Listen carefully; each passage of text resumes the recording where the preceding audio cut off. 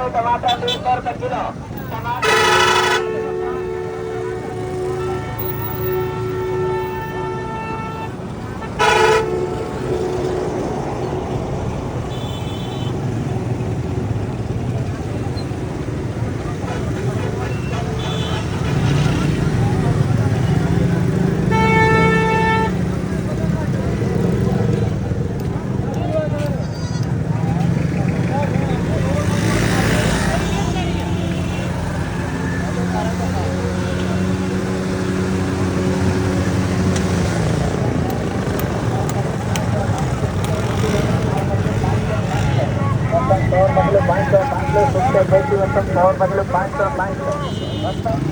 क्या हाल है सर? बढ़िया है, ठीक ठाक, खुशी है।